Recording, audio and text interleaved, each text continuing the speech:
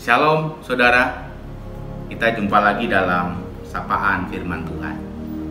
Semoga Bapak Ibu semua sehat dalam sukacita, dalam pengharapan yang terus menerus di dalam Tuhan Yesus Kristus.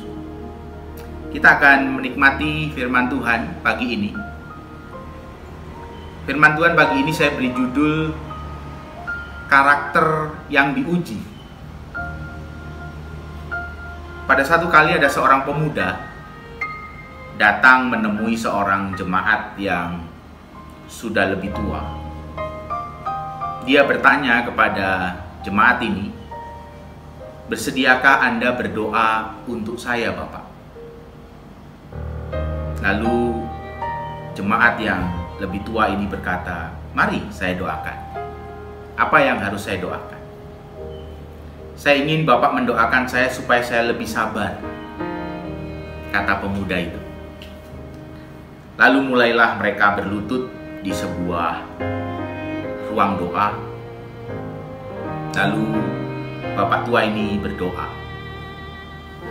mengatakan begini dalam doanya, "Tuhan, kirimkanlah kesulitan kepada anak muda ini di pagi hari ini. Kirimkan padanya kesulitan siang hari. Kirimkan padanya." Sampai di situ pemuda yang didoakan ini membuka mata, lalu meminta bapak yang tua ini berhenti berdoa.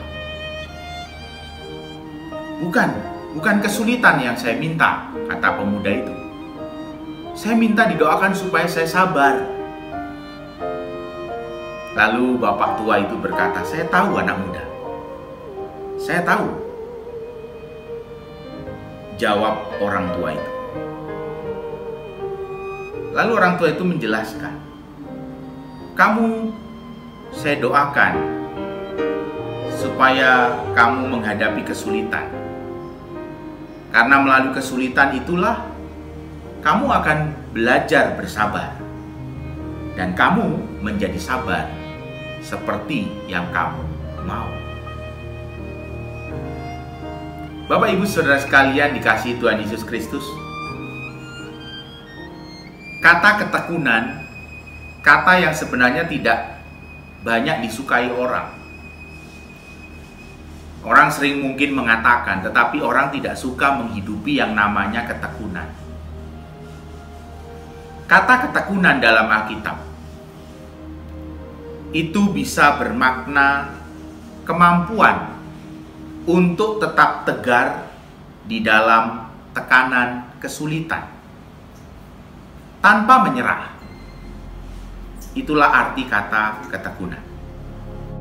John E. Whitmer menulis, "Hanya orang percaya yang telah menghadapi penderitaanlah yang mampu membangun ketegaran, dan pada akhirnya juga membangun karakternya."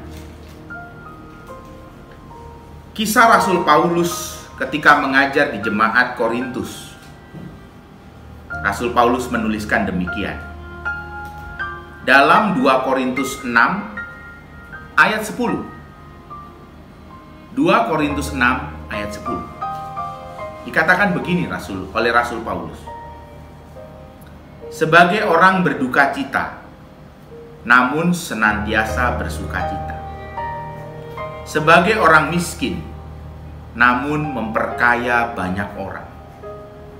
Sebagai orang tak bermilik, sekalipun kami memiliki segala sesuatu." Rasul Paulus dalam 2 Korintus 6 ayat 10 ini, ia berbicara berdasarkan pengalaman pribadinya. Ia telah menderita karena dipukul, dicambuk, dipenjara, dirajam, karam kapal, dan penganiayaan.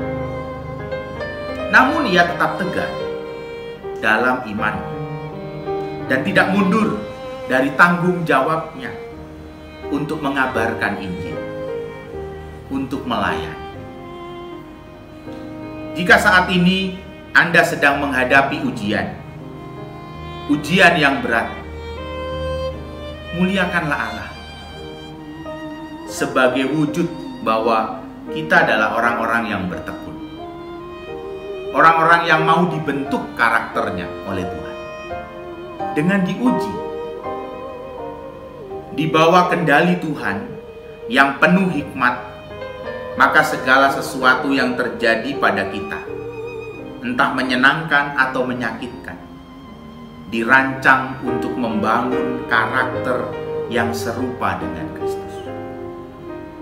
Oleh sebab itu, kita dapat bermegah di dalam penderitaan, bermegah hanya di dalam Kristus. Marilah kita terus belajar dari murid-murid Tuhan, dari Rasul Paulus, dari Tuhan Yesus sendiri. Karena kita selalu harus sadar bahwa orang yang mau menanti-nantikan Tuhan, dia tidak akan pernah dihancurkan oleh kesulitan hidupnya. Tuhan Yesus memberkati Bapak Ibu. Tuhan Yesus selalu menolong kita. Amin.